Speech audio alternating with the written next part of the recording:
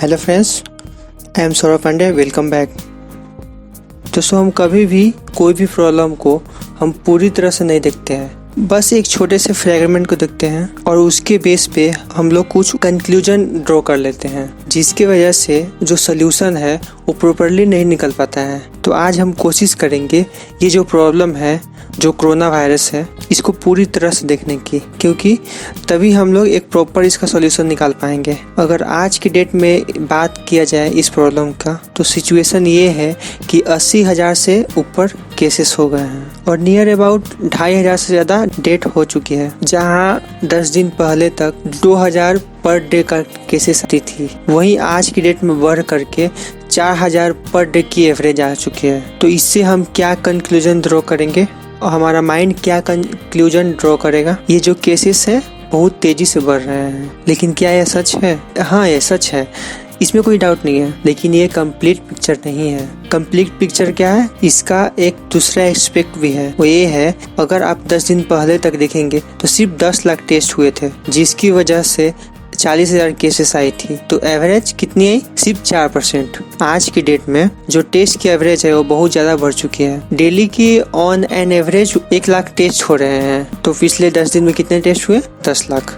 और पहले का 10 लाख, तो टोटल कितने हुए? 20 लाख। तो केसेस 40,000 से बढ़ के 80,000 हो गए हैं, ऐसा हमें लग रहा है। एक्चुअल में केसेस नहीं बढ़े हैं, टेस्ट बढ़ा है। यानी कि अगर टेस्ट को और बढ़ा दिया जाए तो हमें लगेगा कि केसेस और बढ़ गए हैं। अगर टेस्ट को कम कर दिया जाए, केसेस कम हो जाएगी। लेकिन कहीं भी मीडिया में, न्यूज में, कहीं पर भी ये बात नहीं हो रही है कि कितने टेस्ट हो रहे हैं और उसके प्रोपोर्शन में कितने केसेस आ रहे हैं। हर जगह बात क्या हो रही है? केसेस बढ़ रहे हैं, केसेस बढ़ रहे हैं, जिससे हमें क्या लग रही है कि कोरोना वायरस फैल रहा है। ना तो केसेस बढ़ रहे हैं, ना ही ये वायरस फैल रहा है, टेस्ट बढ़ रहा है। क्योंकि एक्चुअल में केसेस क्या है वो तो हमें कैलकुलेट करना पड़ेगा समझने के लिए कि कितने केसेस ऑलरेडी इंडिया में हैं। तो एक्चुअल में केसेस नहीं बढ़ रहे हैं, एक्चुअल केसेस डिटेक्ट हो रहे हैं क्योंकि टेस्ट बढ़ रहे हैं। तो एक बार थोड़ी सी कैलकुलेशन करते हैं कि अभी इस समय एक्चुअल कितने केसेस है इंडिया में। 80,000 है या इससे कम है या उससे ज्यादा है? बड़ा सिंपल है, एक परसेंटेज हमारे पास निकल के आ रही है। ये बिल्कुल क्लियर है कि पहले जब 10 लाख टेस्ट हुए थे तो केसेस थे 40,000 और आज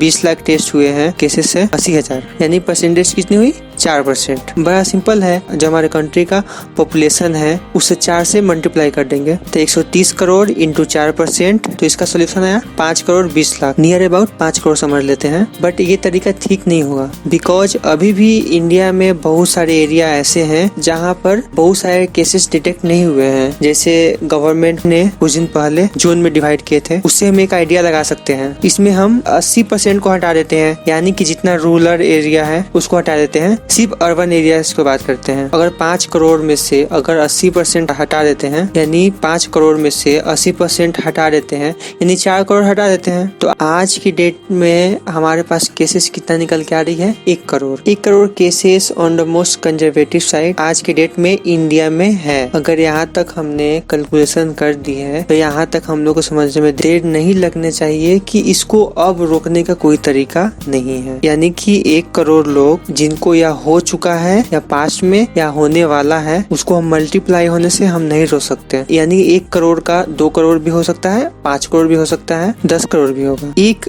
एंगल से आप देखोगे, अगर बिना सिचुएशन को समझे तो आप कहोगे कि अरे ये तो बहुत बुरा है कि आने वाला टाइम में 10 करोड़ केसेस हो जाएंगे, 20 करोड़ हो जाएंगे। अगर दूसरे एंगल से आप समझने की कोशिश करेंगे तो बहुत ही अच्छा है हमारे कंट्री के लिए, क्योंकि इससे हमें क्या समझ में आ रहा है कि हम लोगों ने हर्ड इम्यूनिटी अचीव कर लिया है, क्योंकि डेथ रेट बहुत कम है। अगर आप पूरे वर्ल्ड में देखोगे तो सबसे कम डेथ रेट इंडिया में है। तो ये हमारे लिए बुरा नहीं है, ये हमारे लिए अच्छा है, क्योंकि ये जो प्रॉब्लम है जिसको कोरोना वायरस कहते हैं, इसका सिर्फ एक ही सोल्यूशन है, वो है हर्ड इम्यूनिटी, ना कि लॉकडाउन। क्योंकि लॉकडाउन आप कब तक कर सकते हो? घर में आप कब तक बैठे रहोगे? कभी तो बाहर निकलोगे, वायरस तो वही का वही है, कहीं जाना वाला तो नहीं है। हर्ड इम्यूनिटी का मतलब ये होता है, अगर लोगों को वो ये वायरस हो जाता है, अगर उनके अंदर एंटीबॉडीज डेवलप डेवलप होती है इस वायरस से लड़ने के लिए, तो इसका जो स्प्रेड है वो बहुत ही स्लो डाउन हो जाएंगे। Just to give an idea, अगर ये वायरस नहीं भी होता तभी भी हर महीने इंडिया में 6 लाख से ज्यादा डेथ होती है अलग अलग बीमारियों की वजह से। हाँ, उसमें ट्रिगर कोई और होता है, कोरोना वायरस नहीं होता है, कोई और वायरस होती है जिस वजह से कोई और बीमारी ट्रिगर होता है, वो किसी न किसी के अंदर होती है। जो हमारे पास डेटा है वो क्लियरली हमें दिखा रहा है कि जितना सारा डेथ हुई है उनमें से ज्यादातर इंसान का एज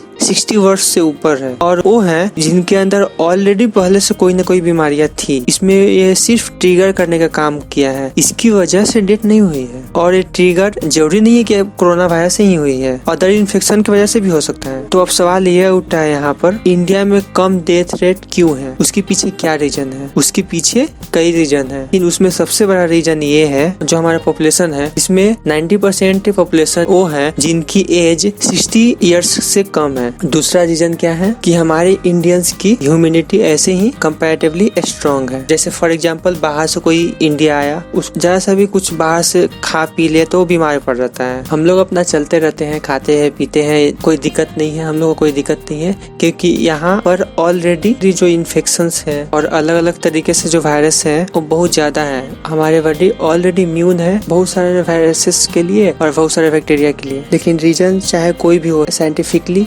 इम्प्रूवल है या नहीं है, हमारे इंडिया में डेथ रेट बहुत कम है पूरे वर्ल्ड के कंपैरिजन में, क्योंकि हम लोग हर्ड इम्यूनिटी को बड़े आराम से अचीव कर सकते हैं बिना हमारे पूरा का पूरा मेडिकल सिस्टम है उस पर प्रेशर डाले। तो हमारा हम्बल सजेशन ये है गवर्नमेंट ऑफ इंडिया से कि आप इस लॉकडाउन वाले माइंडसेट से बाहर निकल करके हर्ड इम्यूनिटी के बारे में सोचिए, क्योंकि वही परमानेंट सोल्यूशन इस प्रॉब्लम का। Thank you so much for listening.